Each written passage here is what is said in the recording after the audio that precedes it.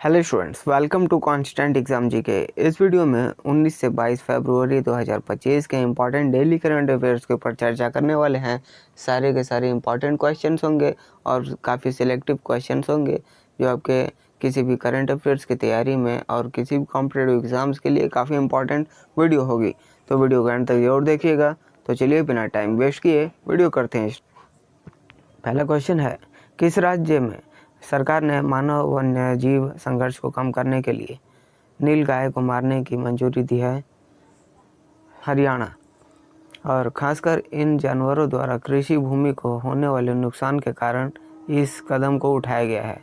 नीलगाय फसलों को काफ़ी नुकसान पहुंचा रहे हैं, जिसके कारण राज्य ने नर नीलगाय को मारने की अनुमति देते हुए नए वन्यजीव नियम लागू किए हैं।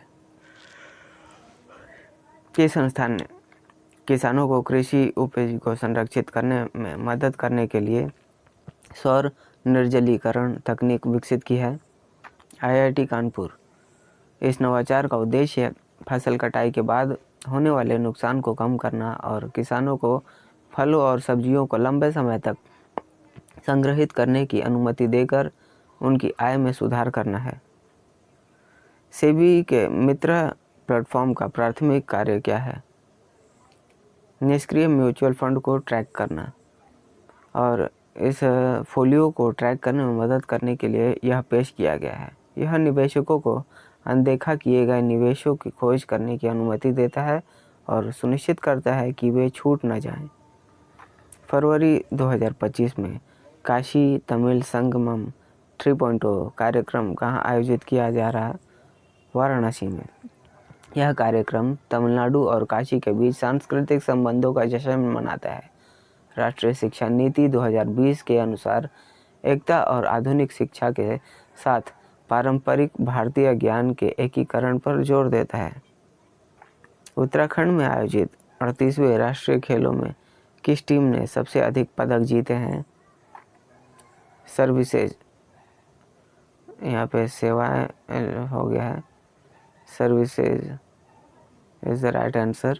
और सर्विसेज की टीम ने यह शानदार प्रदर्शन किया है, जिसमें उन्हें 1 से 21 पदक जीते हैं, जिसमें 68 स्वर्ण पदक, 26 रजत पदक और 27 कांस्य पदक इसमें शामिल हैं। नेक्स्ट क्वेश्चन है, 1993 से 2023 तक चरम मौसम की घटनाओं से सबसे अधिक प्रभावित शीर्ष 10 देशों में भारत का स्थान क्या है? ऑप्शन 3 छठा स्थान है। नेक्स्ट क्वेश्चन है, किस राज्य में 1028 करोड़ लागत की 114 बुनियादी ढांचा परियोजनाएं शुरू की गई हैं? उत्तर प्रदेश में। स्वदेशी अंतरिक्ष चिप IRIS विकसित करने के लिए किस संस्थान ने इसरो के साथ सहयोग किया है? IIT मद्रास ने। IRIS को रिस्क वी आर्किटेक्चर पर बनाया गया है, जो इसे IoT से लेकर रणनीतिक कंप्यूटिंग सिस्टम तक के कई तरह के अनुप्रयोगों के लिए उपयुक्त बनाता है। हाल ही में किस राज्य में 2 दूरदराज के आदिवासी बस्तियों को 78 वर्षों में पहली बार बिजली मिली है? आंध्र प्रदेश। और इसमें आंध्र प्रदेश के ASR जिले में स्थित 2 दूरदराज के आदिवासी इलाके हैं, जो कि बुरीगा और चाइना कोनेला। ये 2 इलाके ऐसे हैं जहां 78 साल में पहली बार बिजली मिलने के बाद अंधेरे से मुक्ति मिली है और वहाँ पे अब जश्न मनाया जा रहा है इस बात का। और इस ऐतिहासिक मील के पत्थर में स्ट्रीट लाइट की भी स्थापना और घरों का विद्युतीकरण शामिल है।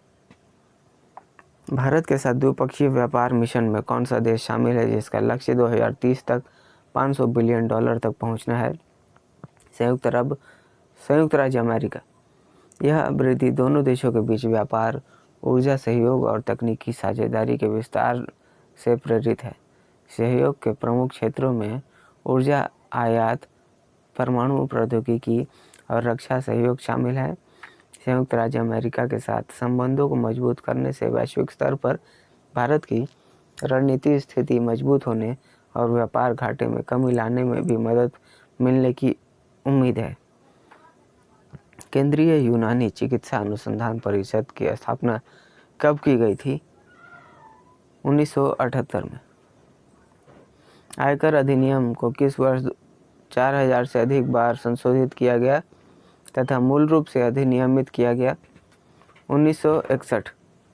और वित्त मंत्री द्वारा आयकर विधेयक 2025 को पेश करने के प्रस्ताव की इस मौजूदा अधिनियम को सरल और कारगर बनाने का भी लक्ष्य रखा गया है। इस अधिनियम के बाद से इसमें 4000 से अधिक संशोधन हुए थे, जो कि पिछले कुछ वर्षों में लगातार यह जटिल होता गया है। भारत में पहला लिविंग विल इंफॉर्मेशन काउंटर कहाँ स्थापित किया गया था? कोल्लम में।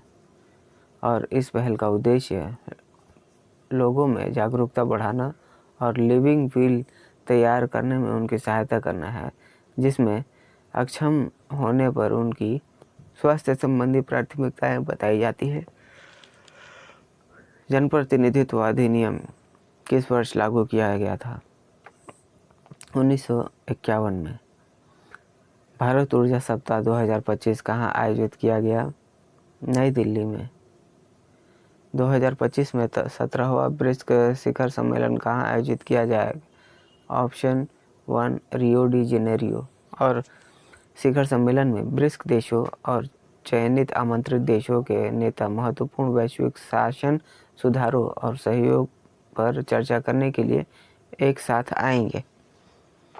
कौन सा देश भारत के $200 मिलियन की आकाश मिसाइल प्रणाली खरीदने के लिए तैयार है? फिलीपींस। भारत अपनी आकाश सतह से हवा में मार करने वाली मिसाइल प्रणाली के अधिग्रहण के लिए फिलीपींस के साथ $200 मिलियन के सौदे को अंतिम रूप दे रहा है। यह सौदा भारत के बढ़ते रक्षा निर्यात का एक हिस्सा होगा, जो आकाश मिसाइल प्रणाली की उन्नत तकनीक को प्रदर्शित करता है।